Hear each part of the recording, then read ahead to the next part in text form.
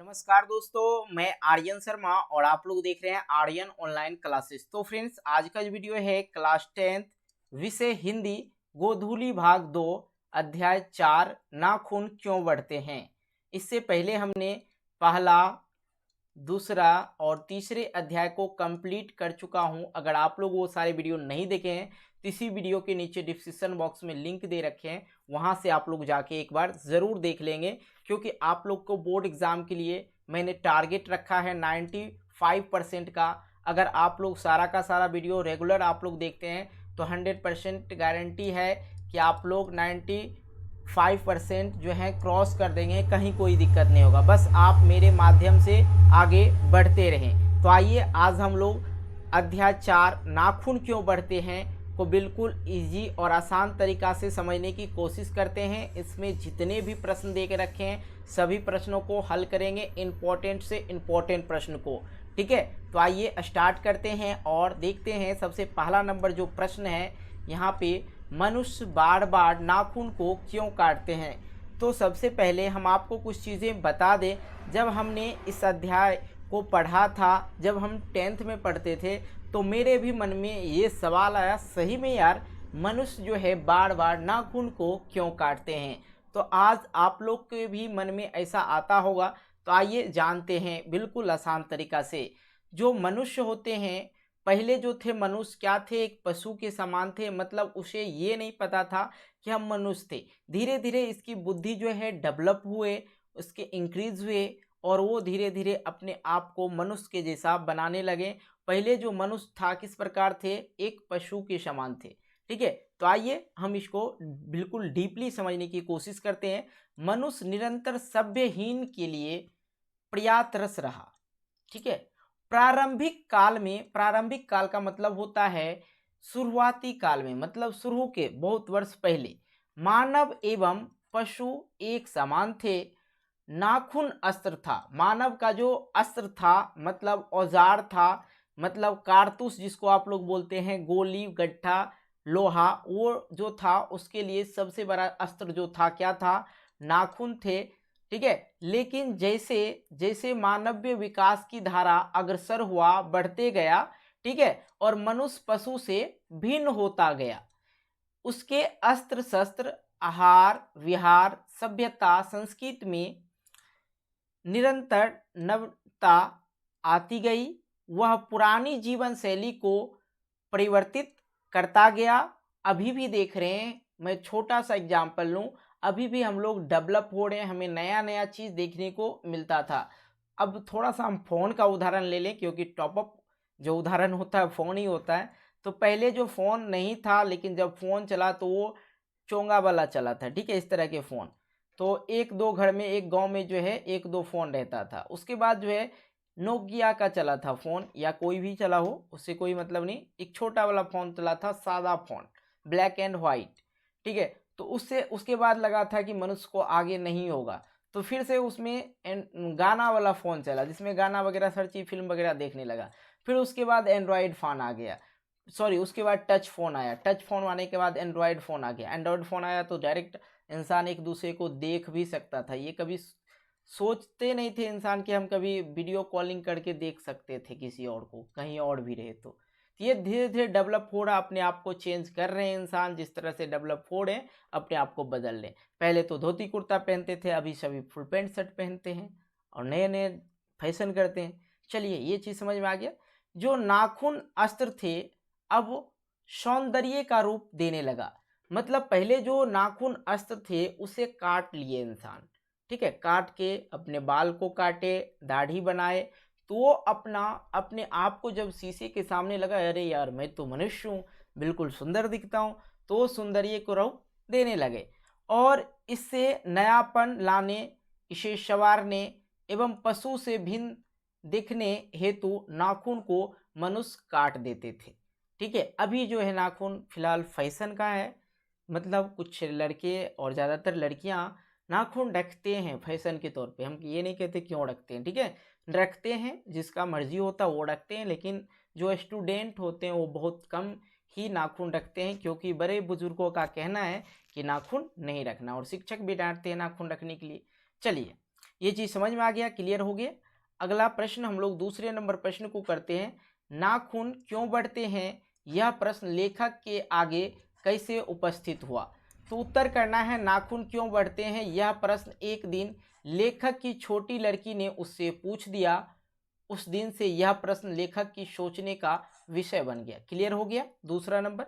आइए तीसरे नंबर प्रश्न को करते हैं। तीसरा नंबर प्रश्न है, लेखक द्वारा नाखूनों को अस्त्र के रूप में देखना कहाँ तक संगत है।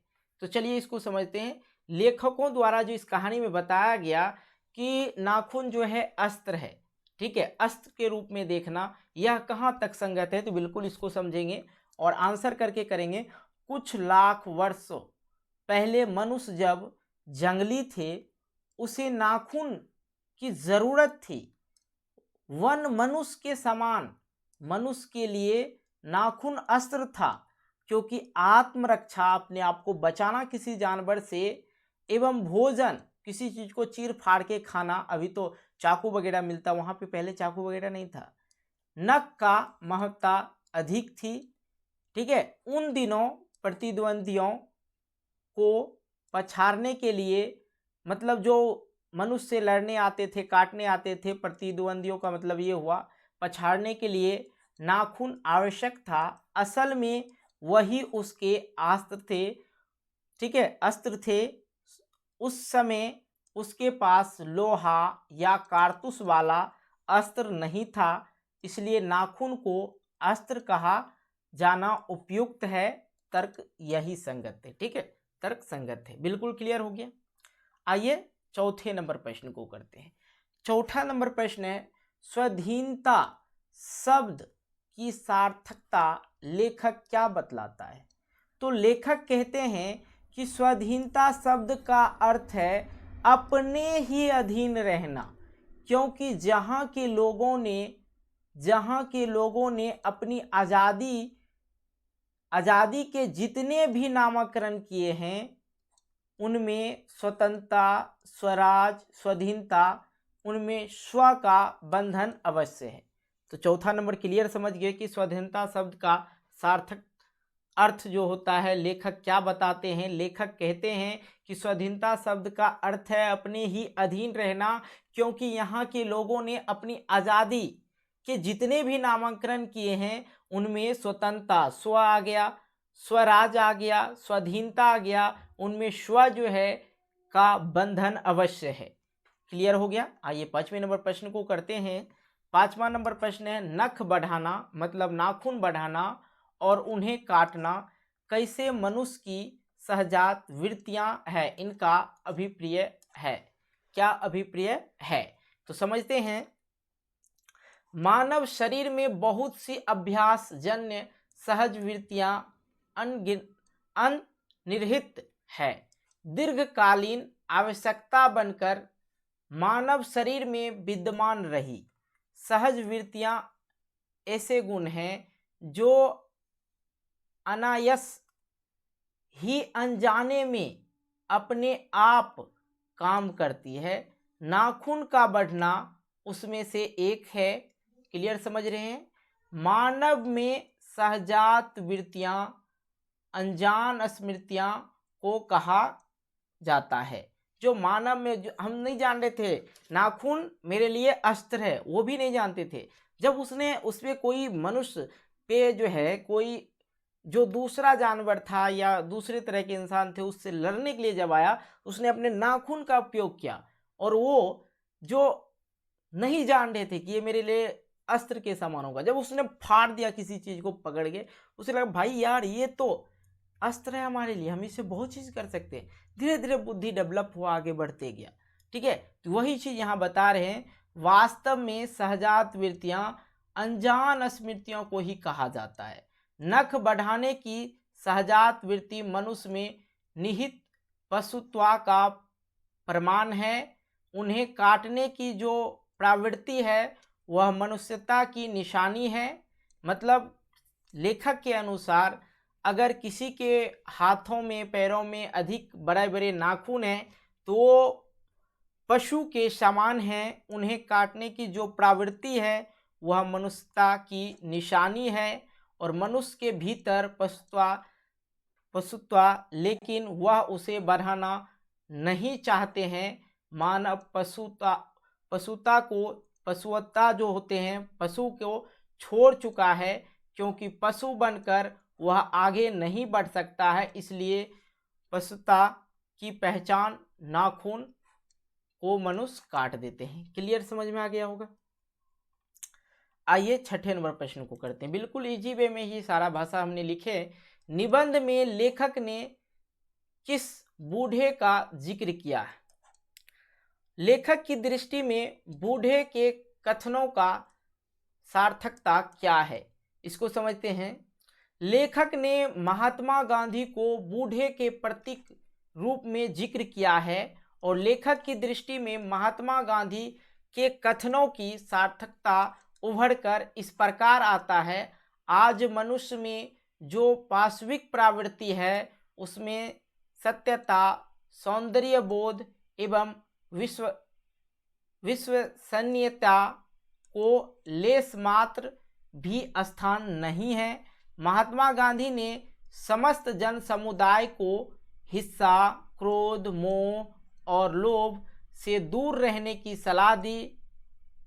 ठीक है, उच्छृंखलता से दूर रहकर गंभीरता का धारण करने की सलाह दी, लेकिन इनके सारे उपदेश बुद्धिजीवी वर्ग के लिए उपेक्षित रहा।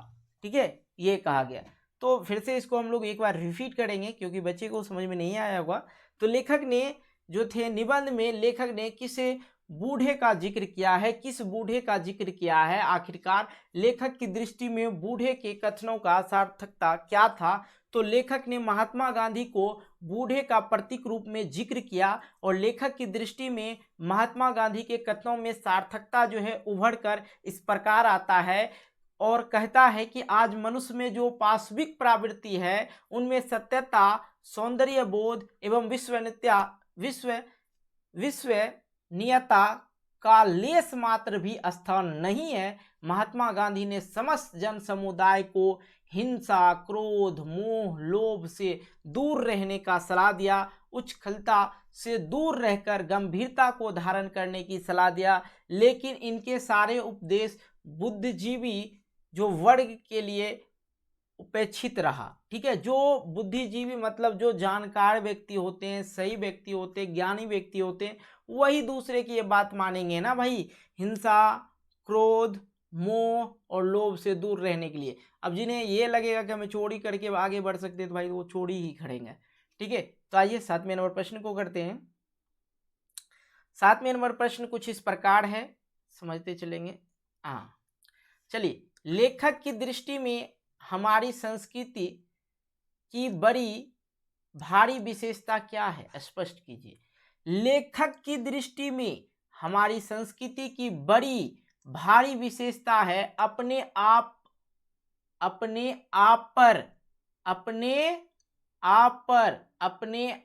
के द्वारा लगाया हुआ बंधन। भारतीय चित्त जो आज का अधीनता के रूप में ना सोचकर स्वाधीनता के रूप में सोचता है, यह भारतीय संस्कृति की विशेषता का ही फल है। यह विशेषता हमारे दीर्घकालीन संस्कारों से आई है, इसलिए स्व का बंधन को आसानी से नहीं छोड़ा जा सकता है। बिल्कुल समझ में आ गई होगी बात। लेखक की दृष्टि में हमारी संस्कृति की बड़ी भारी विशेषता है और उसने बताया अपने आप पर आपके द्वारा लगाया हुआ बंधन। भारतीय चित्त जो आज के अधीनता के रूप में ना सोचकर स्वाधीनता के रूप में सोचता है, यह भारतीय संस्कृति की विशेषता का ही फल है। यह विशेषता हमारे दीर्घकालीन संस्कारों से आई है, इसलिए स्व का बंधन को आसानी से नहीं छोड़ा जा सकता है। ठीक है, लेखक की दृष्टि में हमारी संस्कृति की विशेषता यही थी। आइए अगले प्रश्न को करते हैं। अगला प्रश्न बहुत ही मोस्ट इंपॉर्टेंट है। 8वां नंबर, बढ़ते नाखूनों द्वारा प्राकृतिक मनुष्य को क्या याद दिलाती है? बढ़ते नाखूनों द्वारा प्राकृतिक मनुष्य को क्या याद दिलाती है? तो प्राचीन काल में मनुष्य जो थे जंगली थे, वह वन मनुष्य की तरह रहते थे। ठीक है, वन मनुष्य देखे होंगे आप लोग। उस समय वह अपने नाखून की सहायता से जीवन की रक्षा करते थे। आज नखधर मनुष्य अत्यधिक हथियार पर भरोसा करके आगे की ओर चल पड़ा, पर उसके नाखून अब भी बढ़ रहे हैं। बढ़ते नाखून द्वारा प्राकृतिक जो मनुष्य को याद दिलाती है, तुम भीतर वाले अस्त्र से भी वंचित नहीं हो। तुम्हारे नाखून को भुलाया नहीं जा सकता है। तुम वही प्राचीनतम नख एवं दांत पर आश्रित रहने वाले जीव हो जो पशु के समानता उस तुम में अब भी विद्यमान है। नहीं समझे? अब समझिए, क्लियर समझाते हैं इस बार कि नाखून बढ़ते नाखून द्वारा प्राकृतिक मनुष्य को क्या याद दिलाते। देखिए, पहले ही हम आपको बताए थे प्राचीन काल में मनुष्य जो थे जंगली जानवर थे, मतलब वन मानुष की तरह रहते थे। वह अपने जो होते थे नाखून की सहायता से जीवन की रक्षा करते थे, खाना भोजन हर चीज करते थे। लेकिन आज जो नखधर मनुष्य है, मतलब जिसके नाक बड़े बड़े हैं, अत्यधिक हथियारों पर भरोसा करके आगे की ओर चल पड़ता है। अभी नाखून रखते हैं, लेकिन उनको 10 उंगलियों में नाखून होगा, लेकिन उससे कोई काज नहीं होगा। भाई उस काम करेंगे नाखून नहीं टूट जाएगा, बर्तन धोएंगे नाखून नहीं टूट जाएगा, इसलिए काम नहीं करते। ठीक है, नखधर मनुष्य अत्यधिक हथियारों पे भरोसा करते, वो लाठी डंडा पे हथियार भरोसा करेंगे। और पर नाखून अब भी बढ़ रहे हैं। बढ़ते नाखून द्वारा प्राकृतिक मनुष्य को याद दिलाता है कि तुम भीतर वाले अस्त्र पर अब भी वंचित नहीं हो। तुम्हारे नाखून को भुलाया नहीं जा सकता है। तुम वही प्राचीनतम नख एवं दांत पर आश्रित रहने वाले जीव हो जो पहले था पशु के समानता तुम में अब भी विद्यमान है। क्लियर हो गया? चलिए आगे की ओर बढ़ते मेरे दोस्त, बिल्कुल आसान तरीका से समझते हैं। 9 नंबर कि लेखक ने किस प्रसंग में कहा बंदरिया मनुष्य का आदर्श नहीं बन सकती? लेखक का अभिप्राय स्पष्ट कीजिए। ठीक है, लेखक जो थे किस प्रसंग में कहा कि बंदरिया जो है मनुष्य का आदर्श नहीं बन सकता है? लेखक का अभिप्राय स्पष्ट करना है। क्यों? लेखक ने रूढ़वादी विचारधारा और प्राचीन संवेदनाओं से हटकर जीवन यापन करने के प्रसंग में कहा कि बंदरिया मनुष्य का आदर्श नहीं बन सकता। लेखक के कहने का अभिप्राय यह है कि मेरे बच्चों को गोद में दबाएं रहने वाली बंदरिया मनुष्य का आदर्श कभी नहीं बन सकती। यानी केवल प्राचीन विचारधारा या रूढ़वादी विचारधारा विकासवाद के लिए उपयुक्त नहीं हो सकती। मनुष्य को एक बुद्धिजीवी होने के नाते परिस्थिति के अनुसार साधन का प्रयोग करना चाहिए। कितना भी हो, मनुष्य मनुष्य होते हैं और जानवर जानवर भी होते हैं। ठीक है, कितना ही वो आपके लिए प्यारा आदर्श क्यों ना हो, लेकिन कभी भी बंदरिया मनुष्य के आदर्श नहीं बन सकते हैं। उसमें जानवर की कैटेगरी है, उसमें जानवर वाला गुण है, तो जानवर की तरह ही रहेंगे। बुद्धिजीवी जो मनुष्य होते हैं उनके परिस्थिति के अनुसार साधन का प्रयोग करना चाहिए और हमको ये लगना चाहिए कि हम मनुष्य हैं और हमें मनुष्य की तरह जीना चाहिए। चलिए आइए 10वें नंबर प्रश्न की ओर आते हैं। बहुत ही शानदार प्रश्न है। ठीक है, अब देखिए यहाँ पे कह रहा है कि मनुष्य की पूंछ की तरह उसके नाखून भी एक दिन झड़ जाएंगे और प्राणी शास्त्रियों के इस अनुमान से लेखक के मन में कैसी आशा जगती है? जो मनुष्य जो थे जानवर के समान थे, लाइक बंदर की तरह थे, तो उन बंदर को अभी भी पूंछ होते हैं, लेकिन इंसानों को पूंछ नहीं होते हैं। ठीक है, तो पूंछो जो है मनुष्य के जो है पूंछ जो है एक तरह से क्या हुआ, झड़ गए। उसके नाखून भी एक दिन यदि झड़ जाएंगे तो प्राणी शास्त्रियों के इस अनुमान से लेखक के मन में कैसी आशा जगती है बताना है। चलिए समझते हैं। प्राण शास्त्रियों का ऐसा अनुमान है कि एक दिन मनुष्य की पूंछ की तरह उनके नाखून भी झड़ जाएंगे।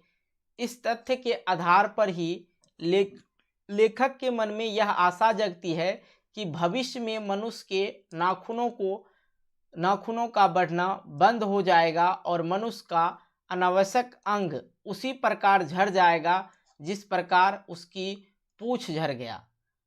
जैसे बाल अभी देखते हैं 23 से 24 साल नहीं हुआ, 18 साल नहीं हुआ, बच्चे का बाल झड़ना स्टार्ट हो जाता है। अनावश्यक अंग है बाल, उसे अनावश्यक अंग कहा जाता है। जैसे नाखून है हमारे शरीर का तो अनावश्यक अंग है, लेकिन उसी प्रकार जिस प्रकार बाल झड़ना स्टार्ट हो गया, अभी देखिए अभी इतना कमजोर नाखून होता है, इधर से उधर हुआ टूट जाता है, ठीक है।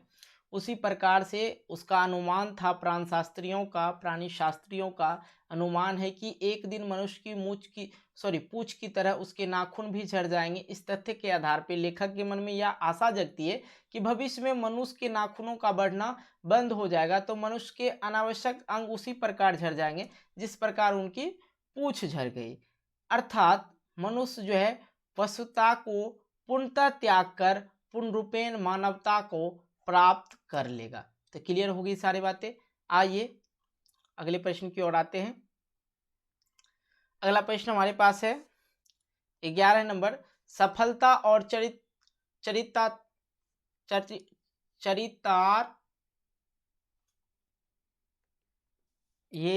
सफलता और चरितार्थकता शब्दों में लेखक अर्थ की भिन्नता किस प्रकार प्रतिपादन करते हैं। तो सफलता और चरितार्थकता में इस प्रकार की भिन्नता प्रतिपादित होते हैं कि मनुष्य मरण शास्त्र जो होते शास्त्रों के संचयन से तथा बाह्य उपकरण के बहुमूल्य से उस वस्तु को भी पा सकता है जिसे वह बड़े आडंबर के साथ सफलता नाम दे सकता है। परंतु मनुष्य की चरितार्थकता प्रेम है, मैत्री में है, त्याग में है, अपने को सबके मंगल के लिए निवेश भाव से दे देना है।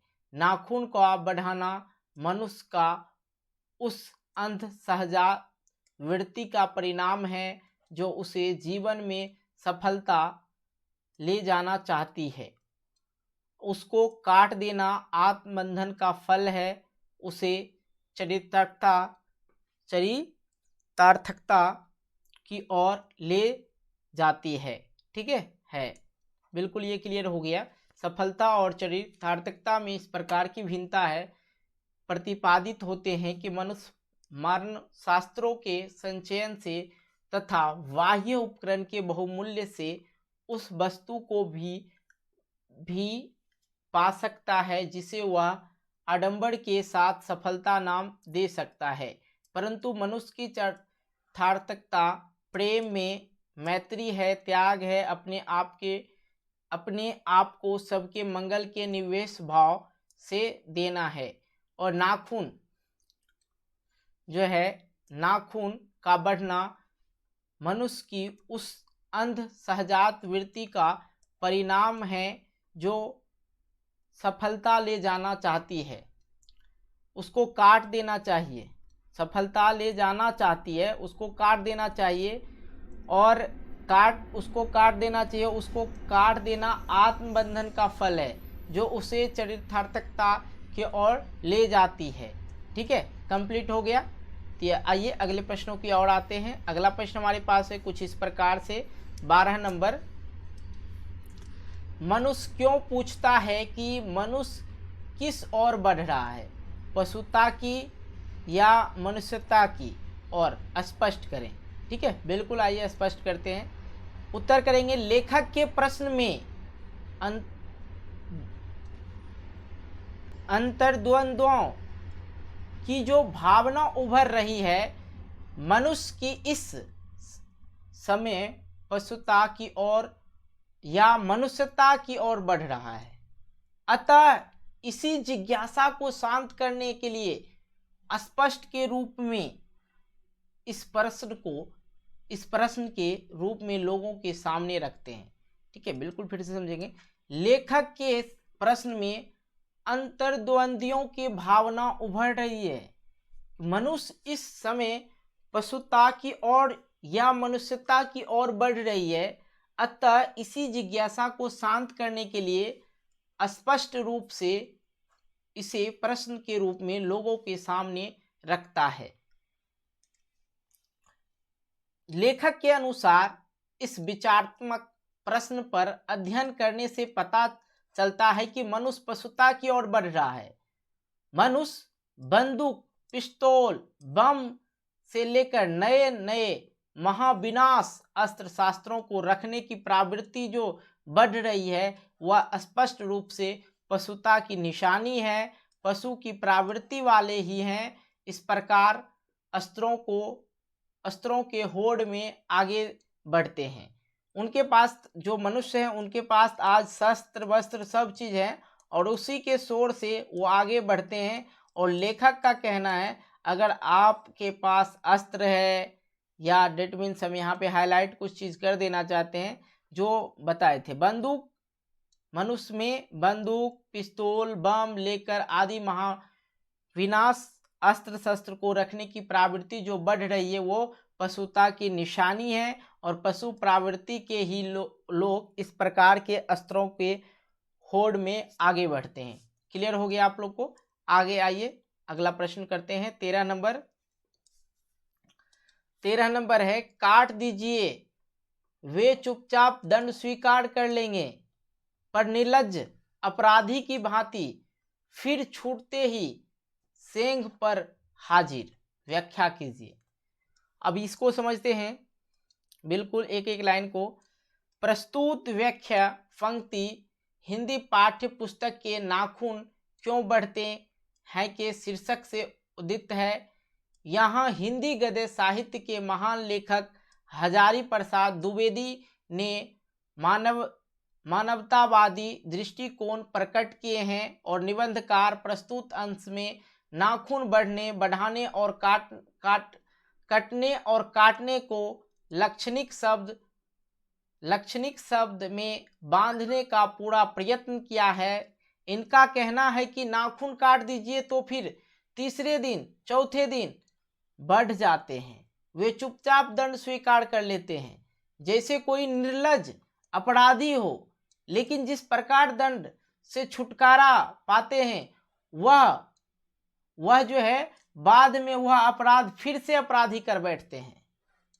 उसी प्रकार से ये नाखून फिर अपने स्थान पर जम जाते हैं। लेखक यहाँ एक और नाखून को बढ़ना मनुष्य की आदमी पाशविक वृत्ति की संघर्ष चेतना का प्रमाण मानते हैं, तो दूसरी तरफ उन्होंने बार बार काटते रहना और अलंकृत करते रहना मनुष्य के सौंदर्य बोध और संस्कृति चेतना को भी निरूपित करते हैं। क्लियर हो गया? आइए 14 नंबर प्रश्न को करते हैं। कमबख्त नाखून बढ़ते हैं, कमबख्त नाखून बढ़ते हैं तो बढ़े, मनुष्य उन्हें बढ़ने नहीं देगा की व्याख्या करें। प्रस्तुत व्याख्या पंक्ति हिंदी पाठ्य पुस्तक के ललित निबंध नाखून क्यों बढ़ते हैं पाठ से लिया गया है और इस पंक्ति के माध्यम से निबंधकार हजारी प्रसाद द्विवेदी ने नाखून बढ़ना पाशविक प्रावृत्तिक मतलब पशु के प्रावृत्तिक, काटना मानव्य प्रावृत्ति मतलब नाखून को काटना मानव्य प्रावृत्ति अत्यंत लाक्षणिक एवं स्वाभाविक रूप में वर्णन किया है। निबंधकार यहाँ मनोवैज्ञानिक रूप का अंश भी प्रस्तुत करते हैं। यह स्पष्ट है कि मनुष्य वर्तमान परिवेश में बौद्धता का महानतम स्वरूप है। सभ्यता और संस्कृति के सोपान पर हमेशा अग्रसर हैं। दिनों दिन पाशविक प्रवृत्ति को समाप्त करने में अपनी ईमानदारी को परिचय दे रहा है। इस आधार पर लेखक को विश्वास है कि यदि नाखून बढ़ते हैं तो मनुष्य उन्हें निश्चित रूप से बढ़ने नहीं देंगे। अर्थात पाशविक प्रवृत्ति का लक्षण जो ही दिखाई पड़ता है मनुष्य उसे काट देता है। अतः आशावादी विचारधारक लेखक को एक सुसंस्कृत और सभ्य समाज की स्थापित होने में सहायक होता है। आइए अगले प्रश्न हम लोग देखते हैं 15 नंबर। मैं मनुष्य के नाखून की ओर देखता हूं तो कभी कभी निराश हो जाता हूं, व्याख्या करें। तो देखिए, कवि के अनुसार हम बता रहे हैं, हमारे मन में कोई बात नहीं है, ठीक है। अब ये मत भूलना सर नाखून बढ़ने से ये हो जाता वो हो जाता, मैंने उस चीज़ को ज़्यादातर इग्नोर किया, ज़्यादा नहीं बताया आप लोग को, ठीक है। जो लेखक के द्वारा इस पाठ में कहा गया वही चीज़ हम आपको समझाने की कोशिश कर रहे हैं, ठीक है। कुछ बच्चे आ जाते हैं, मैं मनुष्य के नाखून की ओर देखता हूँ तो कभी कभी निराश हो जाता हूँ, व्याख्या करें, समझिए। आइए यहाँ पे प्रस्तुत पंक्ति हमारी पाठ्य पुस्तक हिंदी साहित्य ललित निबंध जो है नाखून क्यों बढ़ते हैं शीर्षक से उद्धृत है। इस अंश में प्रख्यात निबंधकार हजारी प्रसाद द्विवेदी बार बार काटे जाने पर भी बढ़ जाने वाले नाखून के बहाने अत्यंत सहज शैली में सभ्यता और संस्कृति के विकास की गाथा उद्घटित करते हैं। प्रकार से आप लोग को इसी प्रकार से लिखना है। यदि पूछे मैं मनुष्य के नाखून की ओर देखता हूँ कभी कभी निराश हो जाता हूँ, व्याख्या करें, तो आप लोग को इस प्रकार से लिखना है कि मनुष्य जो है प्रस्तुत पंक्ति हमारे पाठ्य पुस्तक हिंदी साहित्य के ललित निबंध नाखून क्यों बढ़ते हैं शीर्षक से उद्धृत है और इस अंश में प्रख्यात निबंधकार हजारी प्रसाद द्विवेदी बार बार काटे जाने पर भी जाने वाले नाखून के बहाने अत्यंत सहज और शैली सभ्यता संस्कृति के विकास की गाथा उद्घटित करते हैं। आइए और भी इसको डीपली समझते हैं। साथ ही अगर आप लोग अभी तक इस वीडियो को लाइक नहीं किए तो अभी तक हम लाइक नहीं मांगे थे, लेकिन अभी तक आप लोग लाइक नहीं किए तो यार लाइक कर दो, क्योंकि वीडियो बनाने में थोड़ा सा मेहनत लगता है और साथ ही हम जब लाइक आते हैं अधिकतर तो हम मोटिवेट होते हैं और जल्दी जल्दी वीडियो बनाते हैं। यदि आप लोग चाहते हो जल्दी जल्दी से वीडियो आए और आप लोग का सारा सब्जेक्ट कंप्लीट करवा दूँ तो भाई आप लोगों को करना होगा वीडियो को लाइक। अगर अभी तक इस चैनल पर नए हो चैनल को कर लेना सब्सक्राइब और नोटिफिकेशन बेल को प्रेस करके कर लेना ऑल। चलिए ये सुन लिए, अब आगे बढ़ते हैं थोड़ा सा और यहाँ से समझते हैं। प्रस्तुत व्याख्या अंश पूर्ण रूप से लाक्षणिक वृत्ति पर आधारित है और लाक्षणिक धारा में निबंध का यह अंश प्रभावित हो रहा है। लेखक अपने वैचारिक बिंदु को सार्वजनिक करते हैं। मनुष्य नाखून को अब नहीं चाहता, उसके भीतर प्राचीनता बर्बाद जो होए प्राचीनता बर्बरता का यह अंश है, बर्बरता का अंश है, ठीक है, जिसे भी मनुष्य समाप्त कर देना चाहता है। लेकिन अगर मनुष्य नाखून काटना मानवीय प्रवृत्ति है और नाखून बढ़ाना पाशविक प्रवृत्ति है तो मनुष्य पाशविक प्रवृत्ति को अभी भी अंग लगाए हुए हैं। लेखक यही सोचकर कभी कभी निराश हो जाते हैं। मतलब ये लेखक जो हैं अगर किसी के नाखून देख लिया किसी को, मतलब आजकल जो नाखून होते हैं कुछ इस स्टाइल से, मतलब पूरा इतना बड़ा बड़ा नाखून रखते हैं, ये तो कम हो गया, इतना बड़ा नाखून रहता है, ठीक है भाई, ऐसे हम बता रहे हैं, किसी को लगे नहीं गलत, ठीक है, मैं तो यूँ ही आप लोग को इतना ये नाखून है भाई, ये वाला पार्ट नाखून है, ये देखो नाखून कितना बड़ा है। चलो सोचकर कभी कभी निराश हो जाते हैं कि यह विकासवादी सभ्य युग में भी मनुष्य बर्बरता नहीं घटी है, वह तो बढ़ती जा रही है। हिरोशिमा जैसी हत्याकांड पाशविक प्रवृत्ति की महानतम उदाहरण है। साथ ही लेखक उदासीनता इस पर मनुष्यता की पशुता को जितनी बार काट दे वह मरना नहीं जानता है, बिल्कुल, जितना बार काट दो वह मरना नहीं जानता है, ठीक है। तो इसमें टोटल हमने 15 प्रश्न देखे थे, तो 15 प्रश्न का आंसर आप लोग को कर दिए, ठीक है। और हाँ, इसके नेक्स्ट वीडियो आप लोग अगर बहुत जल्दी चाह रहे हो कि जो 5वें नंबर चैप्टर जल्द आ जाए, तो आप लोग को करना होगा वीडियो को लाइक, ढेर सारा लाइक चाहिए, और चैनल पर नए हो चैनल को सब्सक्राइब करके नोटिफिकेशन बेल को प्रेस कर लेना, क्योंकि यदि आप लोग नोटिफिकेशन बेल को दबाते हो घंटे को, तो जैसे ही मैं वीडियो अपलोड करूंगा तो आप लोग को डायरेक्ट मिल जाएगा नोटिफिकेशन। ठीक है, टन टन मोबाइल करेगा और आप देख सकते हैं। और हाँ, चैनल पे नए हो तो यार चैनल को जल्दी से सब्सक्राइब कर दो। ठीक है, मिलते हैं वीडियो को लेकर, तब तक बाय बाय, जय हिंद, जय भारत, टेक केयर, बाय।